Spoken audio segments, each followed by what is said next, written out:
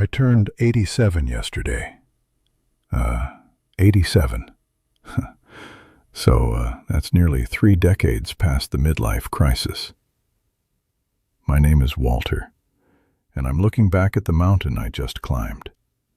And what I am about to say today, I have never told anyone before. Not because I was ashamed, but because I thought people wouldn't understand. Or maybe I was afraid that if I spoke the truth, it would become clear what I did with my entire life. I don't have much time left. A few months ago, a doctor said something that made me think for hours. I looked out the window and asked myself, Walter, what did you do with your whole life? And the answer came. I did not live the life I should have lived. I lived the life I wanted to show to others. But at this age, there isn't much left to protect. The image, the pride, the reputation, none of it matters anymore. When I was 28, 29 years old, it didn't feel like I was doing anything wrong. Not at all. I thought I was on the right path. Work hard, earn money, show the world you are something. That was the straight road. That's what everyone around me was doing. There wasn't much money in my home growing up. My father worked hard, but it never amounted to much. My mother managed the house. We were fine, but fine meant fine. No luxury, no extra anything. And that thing stayed inside me, eating quietly. I felt like being fine wasn't enough. I needed more, not just for myself, to show others. I don't remember when that thinking arrived, but it arrived. Slowly. I thought if people admired me, respected me, envied me, then my life must be going well. I didn't realize how heavy that kind of life becomes. When I got my first job, the salary wasn't much. But even before I had settled into it, I bought a watch. Imported. Expensive. 3 full weeks of salary gone. I told myself it was an investment. You have to build an image. But the truth was that a school friend's wedding was coming up, and I was afraid someone would look at me like I was small. That watch stayed with me for years in my memory. Not because it was beautiful, but because after that day, I never stopped to ask whether it was right or wrong.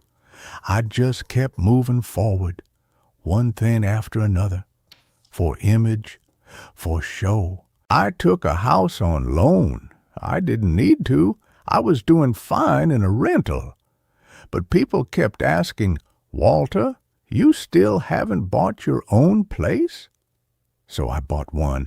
I took a loan for a car I couldn't really afford. But the question of what people will think, that question is very powerful.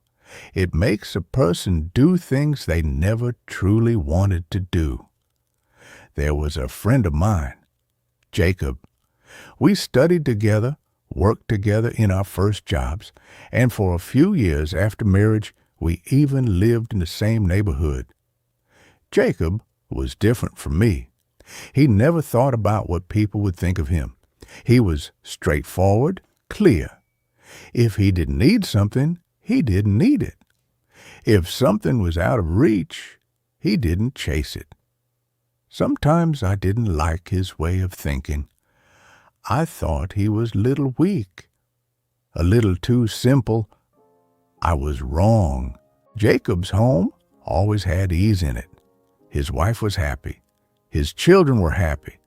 It was a small house, but it felt full inside. Whenever I visited, something felt different there. But I never understood that feeling. I thought to myself, he just doesn't know how the world works. He knew more than I did. My wife, Megan, was a very good woman. I say that today, but back then I never gave her the full attention she deserved. Not because I didn't love her. I did. But my focus was always somewhere else. Work, promotion, some new plan, some new thing to buy, some new place to go where people could see where Walter had been. Megan never complained directly. She wasn't that kind of woman. She endured. She kept working. She kept managing the home.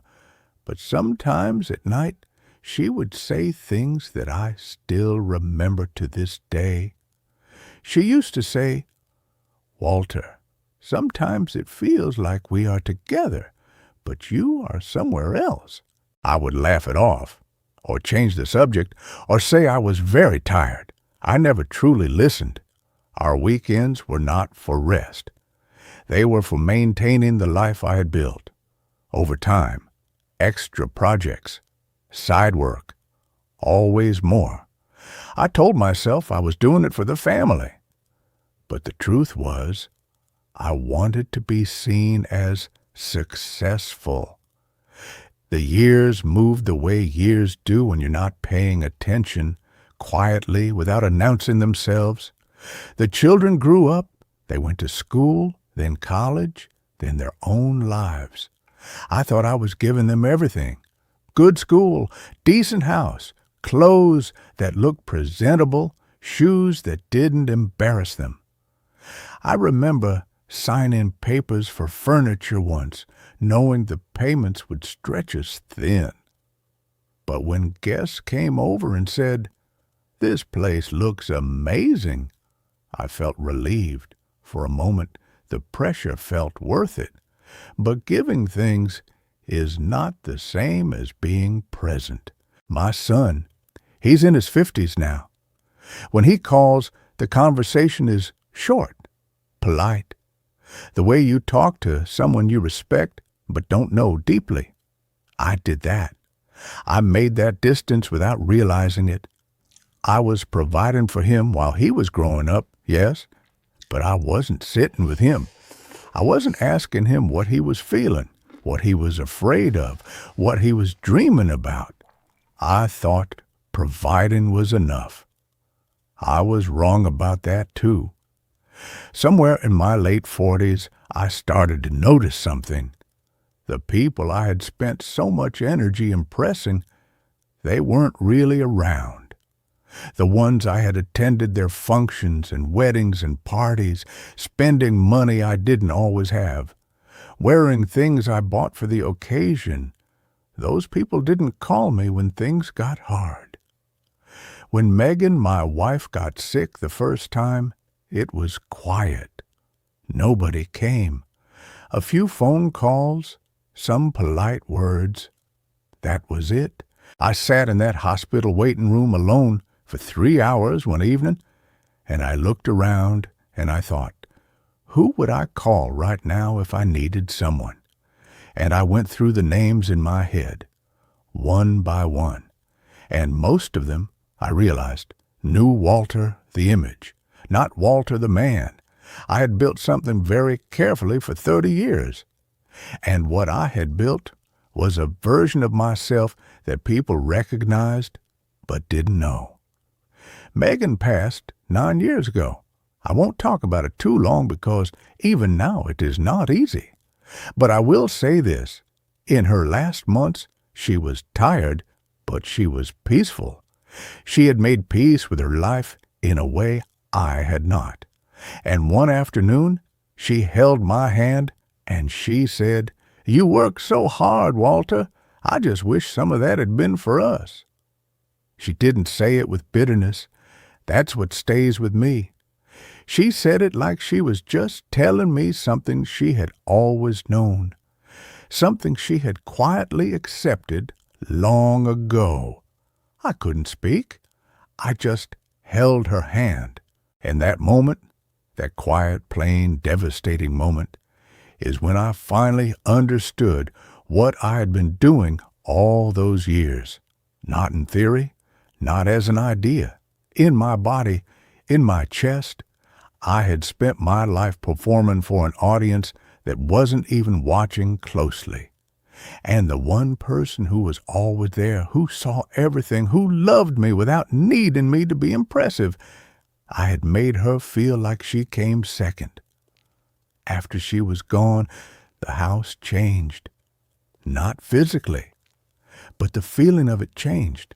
I would sit in the morning with my tea, and the silence was a different kind of silence. It wasn't peaceful. It was empty. There's a difference. Peace is when you are alone, and it is enough. Empty is when you are alone and you feel it. Feel all of it. Everything you did and didn't do, pressing down quietly. People visited in the beginning, the way people do, then less, then rarely. Now it is mostly just me, the house, and time. And time, when you're 87, is not something that feels generous anymore. I think about the money I spent showing people I was doing well. I think about the stress I carried inside while smiling outside. I think about the loans, the purchases, the decisions made, not because I needed something, but because I needed someone to see me a certain way. And I think, for what? The people I was trying to impress have their own lives, their own problems. Most of them have forgotten the watch I was wearing at that wedding. Most of them don't think about me much at all. And that's not a sad thing about them. That is just the truth about people. We all move through life focused on our own story. But I gave so much of my real life to a fiction, to a version of myself I was constantly maintaining, polishing, protecting. And the real Walter, the one who was tired, uncertain, who wanted to sit quietly sometimes, who had fears he never named, that Walter never really got to live out loud. What I wish I had known, I'll say it simply because I don't have the energy for anything complicated, is that nobody is keeping score the way you think they are. The people at that wedding don't remember the watch, but I remember the 3 weeks of salary. I remember the stress of that month. I remember what I gave up to buy something that was never really for me. Nobody at any of those dinners or gatherings or occasions was thinking as much about Walter as Walter was thinking about Walter. They were thinking about themselves, as they should be, as we all are. But I didn't know that, or I knew it and didn't feel it enough to change. If you are younger than me, and almost everyone is younger than me at this point, I want to say something to you carefully. You have the chance to have both. You have the energy, and you have the cheat codes I just gave you. Don't waste them. So, do me a favor. Don't wait until you're 87 to realize you lived the wrong.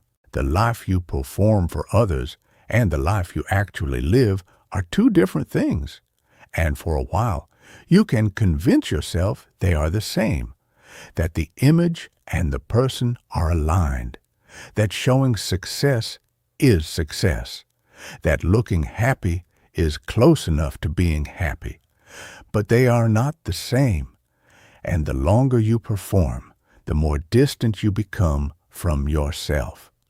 Until one day you sit somewhere quiet, maybe in a waiting room, maybe at a kitchen table, and you try to remember who you were before the performance started.